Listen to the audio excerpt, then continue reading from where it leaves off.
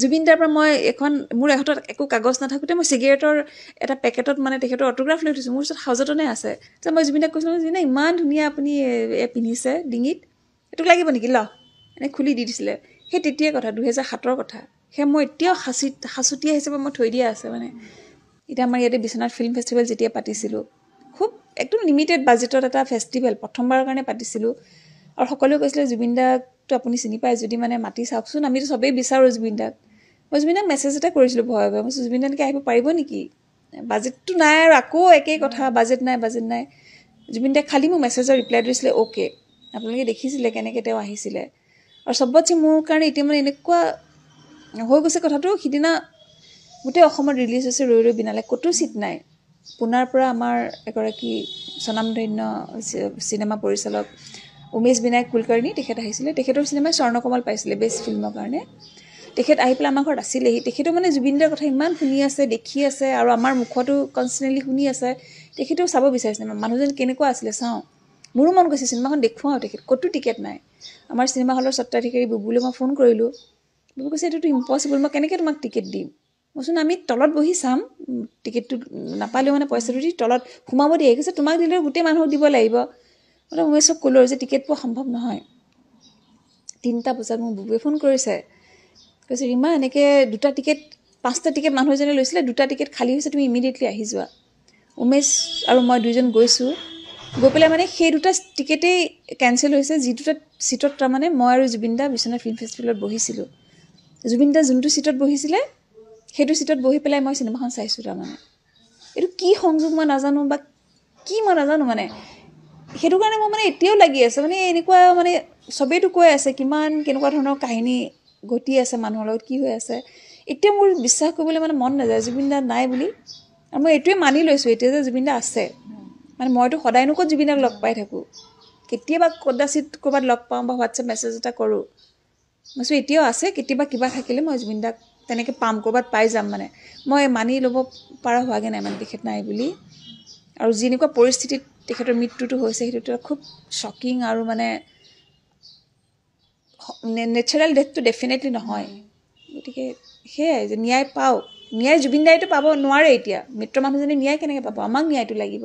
আমি জানিব লাগিব কি হৈছিলে, কেনেকৈ তেখেত ঢুকাই গ'ল, কেনেকৈ হেৰাই গ'ল, ৰহস্যবিলাক কি। তাৰমানে ইমান ৰহস্যময় পৰিৱেশ এটাত তেখেত নোহোৱা হৈ গৈছে। সেই ষ্টুডেণ্ট সময়তে তেখেতে মানে যেনেকুৱা এটা ছাপৰ্ট দিলে, যেনেকৈ ষ্ট্ৰংলি থিয় দিলে মোৰ লগত, সেইটোকে কৈছোঁ। তেতিয়া মই কৈছোঁ যে মোৰ ওচৰত বাজেট নাই, মই একো, মোৰ নাম নাই তেতিয়ালৈ একো। মই প্ৰথম এখন শ্বৰ্ট ফিল্ম বনাইছোঁ, মোৰ ডিপ্ল'মা ফিল্ম ইনষ্টিটিউটৰ। তেখেতে একাষাৰে কৈছে ঠিক আছে মই কৰি দিম দে। আৰু সেইখন ইউটিউবত আছে। আৰু সেই ইক'জ অফ চাইলেঞ্চ বুলি ইংৰাজী ভাষাত মই কৰিছিলোঁ। পঞ্চগনি আৰু মহাবালেশ্বৰ শ্বুট কৰিছিলোঁ। সেই ছেটিংটো মই শ্বিলঙৰ বনাইছিলোঁ বেকগ্ৰাউণ্ডটো। আৰু সেই বেকগ্ৰাউণ্ডটো যেনেকৈ কৰিছিলে, সেই বেকগ্ৰাউণ্ডটো তাৰমানে জুবিন গাৰ্গৰ সচৰাচৰ আমি শুনি থকা গীতবোৰতকৈ বহুত বেলেগ আছিলে। তেখেতেও খুব বেলেগ ধৰণৰ মানে এক্সপেৰিমেণ্ট এটা কৰিছিলে। আৰু কাহিনীটোৰ লগত খাপ খোৱাকৈ ইমান ধুনীয়াকৈ তেখেতে মিউজিক কৰিছিলে, যাৰ কাৰণে তেখেতে ৰাষ্ট্ৰপতিৰ পুৰস্কাৰ পাবলৈ সক্ষমো হৈছিলে।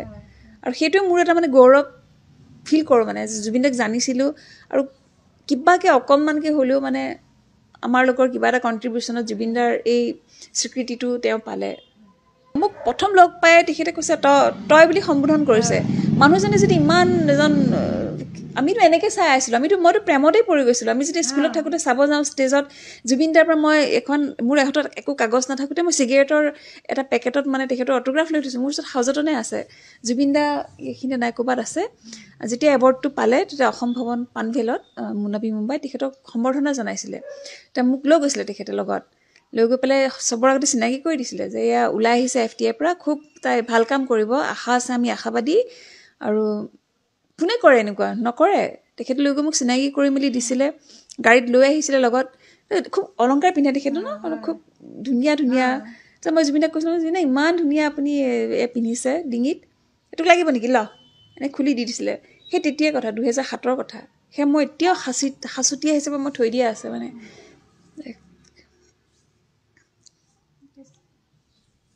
2006 চনৰ কথা। তেতিয়া পুনাৰ ফিল্ম এণ্ড টেলিভিশ্যন ইনষ্টিটিউটত ফিল্ম ডাইৰেকশ্যনত পঢ়ি আছিলোঁ।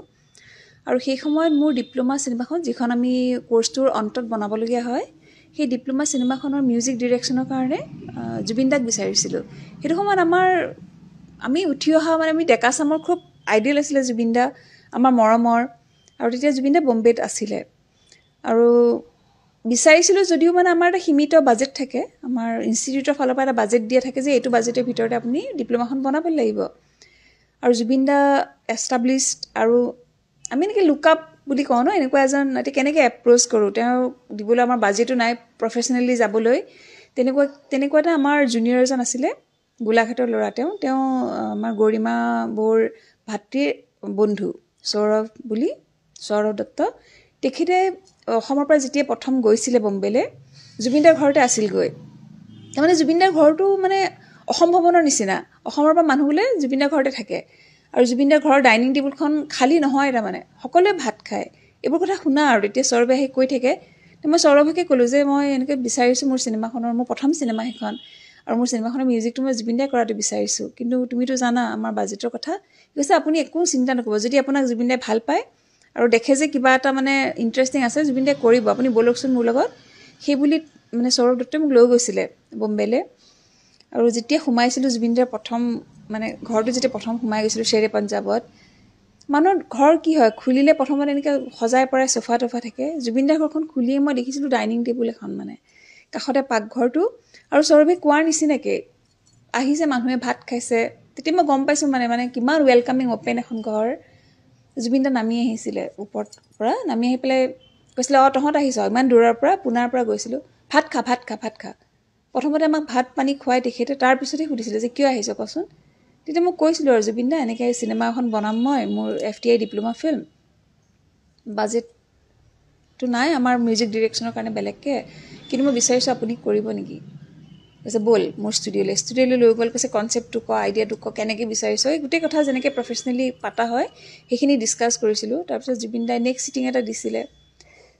তেনেকৈ লগ পাই আছিলোঁ, মানে এটা ক্ৰিয়েটিভ প্ৰচেছৰ মাজেদি মই জুবিন দাক লগ পাইছিলোঁ। আৰু এই ক্ৰিয়েটিভ প্ৰচেছৰ মাজতে এজন মানুহক গম পোৱা যায় যিমানখিনি, তেতিয়া মই দেখিছিলোঁ মানে কিমান মৰম কৰিছিলে মানুহৰ প্ৰতি যেতিয়া সহানুভূতি বা আন্তৰিকতা থাকে, খুব জল পটপটকৈ দেখিছিলোঁ। তেতিয়াই এটা মানে মানুহৰ বান্ধোন এটা বান্ধ খাই যায়।